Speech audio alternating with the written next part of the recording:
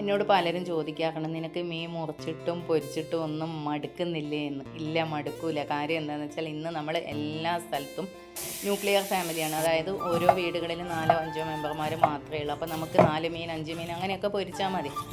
പക്ഷേ എൻ്റെയൊക്കെ ചെറുപ്പകാലത്തിൽ ഞാനൊക്കെ ജോയിൻറ്റ് ഫാമിലിയിലാണ് താമസിച്ചിരുന്നത്.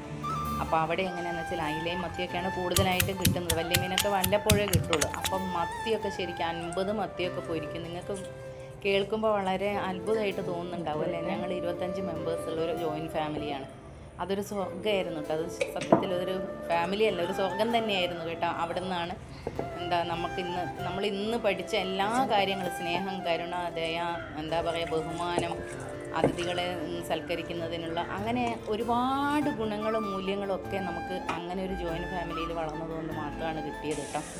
അച്ഛമ്മയ്ക്ക് 5 ആൺകുട്ടികളാണ്. ആ 5 ആൺകുട്ടികളും അവരുടെ ഭാര്യമാരും മക്കളും എല്ലാവരും കൂടിയുള്ള ഒരു സ്വർഗ്ഗമായിരുന്നു. അപ്പോൾ അച്ഛമ്മയാണ് അവിടുത്തെ ആസ്ഥാന മീൻ മുറിക്കുന്ന ആൾ കേട്ടോ. അച്ഛമ്മയും ഒരമ്മയും കൂടെയാണ് മീൻ മുറിക്കുക. അതായത് അച്ഛനും ഒരേട്ടനും 3 അനിയന്മാരും പിന്നെ അമ്മയും, അങ്ങനെയാണ് 5 അമ്മമാരും 5 അച്ഛന്മാരും അങ്ങനെ.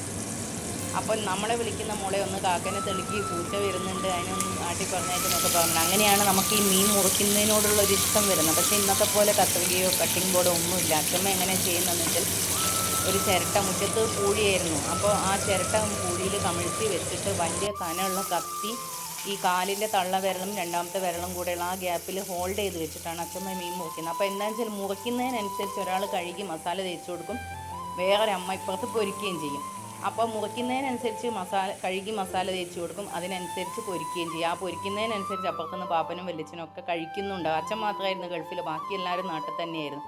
അപ്പോൾ ഒരേ സമയം മുറിക്കുകയും പൊരിക്കുകയും കഴിക്കുകയും ചെയ്യുന്നത് ഒരേ സമയമാണ്. അപ്പം ഞങ്ങളുമൊക്കെ പാപ്പന്മാരുടെ കൂടെയും വല്യച്ഛൻ്റെ കൂടെയൊക്കെ ഞങ്ങളുമൊക്കെ പോയി കഴിക്കാനിരിക്കും. അപ്പോൾ അങ്ങനെയുള്ളൊരു ഫാമിലിയിൽ ജീവിച്ച് എനിക്ക് എങ്ങനെ ഇതൊക്കെ മടുക്കാൻ